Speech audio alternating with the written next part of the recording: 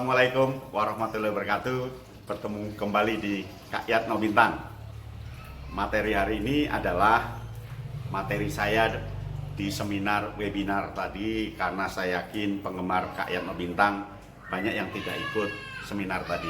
Tetapi dengan materi kali ini minimal paham apa yang saya sampaikan, yaitu tentang komunikasi efektif untuk daring. Banyak guru yang sekarang bingung karena pelajaran di kelas sudah sekian puluh tahun dilakukan bertemu langsung dengan anak, sekarang harus berubah, pisah dengan murid tetapi tetap memberi pelajaran. Tentu ada hal yang harus diperhatikan. Jangan khawatir, saya akan menjelaskan apa yang akan saya sampaikan di berikut ini, dan itu adalah materi seminar yang tadi di webinar bersama Profesor Dr. Henry, kemudian dengan Dr. Danang, dan dengan saya tadi, dan ini akan saya berikan secara khusus untuk Kak Yatno Bintang. Yuk, berikut ini.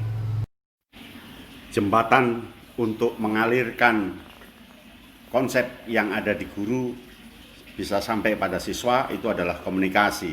Dan komunikasi itu berarti tugasnya adalah memperlancar, menguatkan, memudahkan, dan melipat gandakan pengetahuan yang kemudian berdampak pada siswa mampu.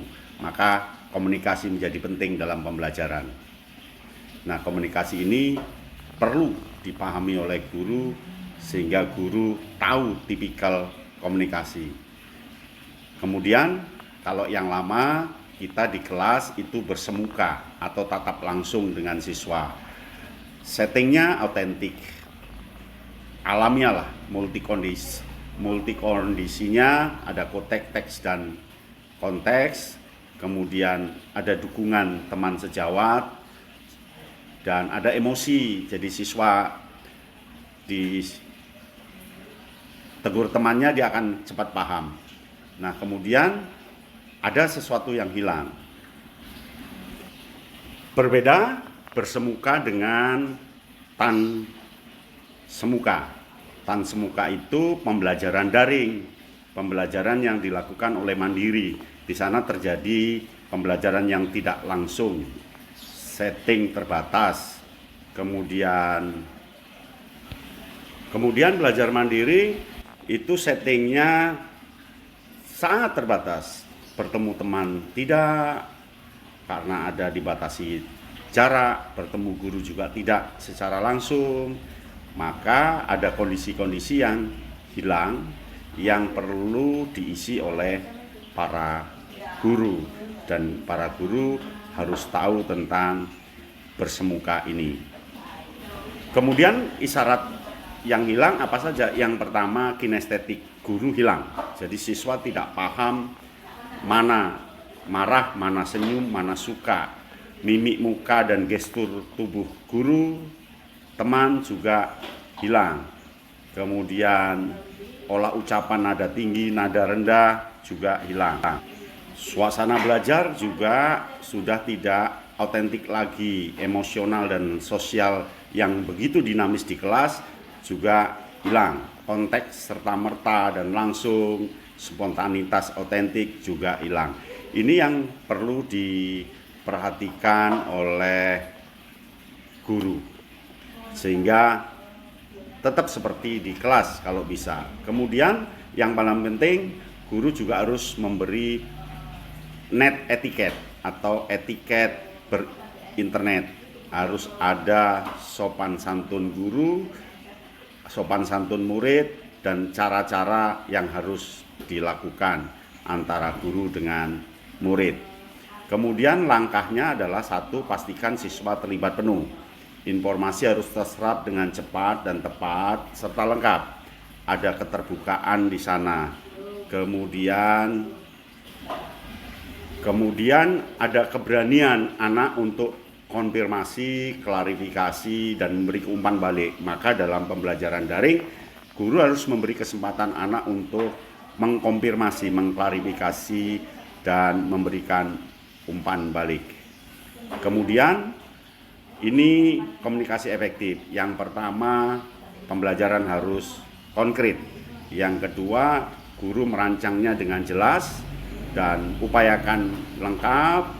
Kemudian harus ada net etiket dan ada ringkas dan padat. Itu yang diperlukan.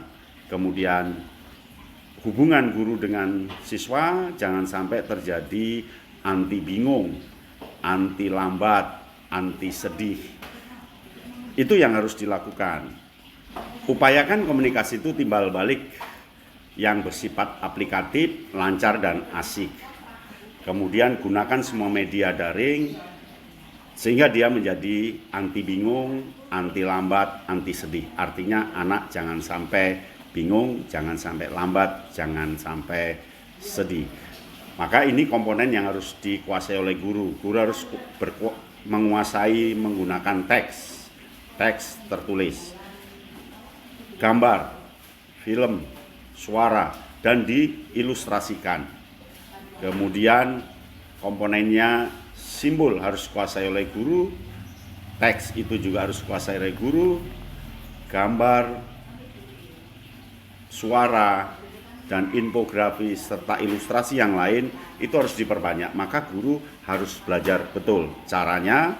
Jika dia komunikasi tulis, pastikan teks itu ditera ulang atau dicek ulang. Kalau dia lisan, pastikan bicaranya tidak pelan, tidak lambat, tidak penuh dengan luncuran. Luncuran itu ae dan tidak liar. Kalau dia dalam bentuk video, pastikan padu padan antara teks, gambar, suara, serta gerakan. Itu harus padu padan. Ini tips yang harus dikuasai oleh guru. Tips komunikasi lisan, komunikasi tulis, dan komunikasi video. Kemudian inilah 4 hal yang harus betul-betul kuasai oleh guru. Yang pertama adalah pedagogis. Nah, pedagogis itu dasar bagi seorang guru yang membedakan profesi yang lain. Kemudian dia harus punya kemampuan kelancaran terhadap komunikasi daring. Kemudian dia harus punya penguasaan teknis terhadap teknologi informasi. Dan terakhir dia harus punya kemampuan penerapan metode. Lalu ini tips komunikasi daring. Jadi saat bicara melalui video, kadang orang tidak tahu kalau itu nanti dilihat orang banyak. Jadi dia itu seperti menerkam laptop. Angkat kameranya supaya tidak seperti raksasa. Kemudian mata harus ke kamera. Senyum tanpa berkeringat dan pilih busana yang cocok. Jangan asal-asalan. Kemudian saat berkomunikasi tulis harus akrab. Kemudian ada sapaan. Kaitkan dengan pelajaran yang lalu, berilah gambaran tujuan, operasionalkan. Jadi betul-betul menyenangkan. Ada yang komunikasi guru dengan murid itu seperti raksasa, menerkam. Begitu. Memang perasaan tidak, tapi begitu digambar seperti diterkam begitu. Itu yang harus dihindari. Selanjutnya, komunikasi pembelajaran daring bisa tercapai apabila kondisi anak itu nyaman belajar dengan daya tarik yang bagus, ilustrasinya, gambarnya, daya tantang yang bagus, tidak sudah pernah diajarkan lagi, daya mudah untuk mengoperasionalkan, lalu punya daya serap yang kuat. Ini yang harus diperhatikan oleh guru. Kadang guru lupa, pokok intinya menyampaikan materi. Dia tidak tahu kalau materinya itu tidak punya daya tarik, membosankan karena nggak ada gambar, nggak ilustrasi, nggak ada senyum, nggak ada emoticon atau apa.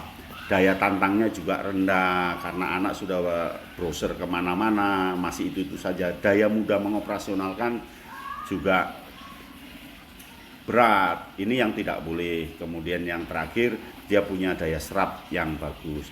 Nah, kalau sudah, kemas itu dengan baik, variasikan, lalu dinamiskan. Keempat ini akan mendukung ketercapaian pembelajaran. Daya tarik yang bagus, daya tantang yang N+1, kemudian daya yang mudah untuk dioperasionalkan, serta daya serap yang hebat. Nah, keempat ini perlu terus dilakukan oleh guru lewat daring. Bagaimanapun anak perlu kenyamanan dalam hal belajar. Kenyamanan itu salah satunya ditentukan oleh penugasan-penugasan yang dilakukan oleh guru. Guru harus paham. Oleh karena itu, cobalah diberi imbal balik, umpan balik. Bagaimana anak-anak pembelajaran kemarin, senang atau tidak? Anu Bu, seperti raksasa Bu, kami diterkam Bu. Anu Bu, wajah ibu sangat gelap, tidak boleh marah. Besoknya perbaiki. Nah, kemudian kita akan masuk pada komponen daring. Ini memerlukan kreativitas dan inovasi guru. Banyak cara menuju Roma. Dan apa yang dilakukan di kelas cocok juga dilakukan di daring, asal dimanipulasi, diolah dengan bagus. Demikian tadi materi komunikasi efektif melalui pembelajaran daring. Tentu perlu diterjemahkan lebih konkret dan guru lebih banyak berpikir bagaimana caranya, karena setiap daerah pasti punya gaya sendiri-sendiri, setiap daerah punya konteks sendiri-sendiri dan punya iklim yang berbeda. Yang paling penting guru selalu inovasi. Begitu, selamat melakukan pembelajaran daring, lakukan komunikasi secara efektif sehingga minimal tidak ada perubahan di sana. Sampai di sini, salam Kak Yan Bintang.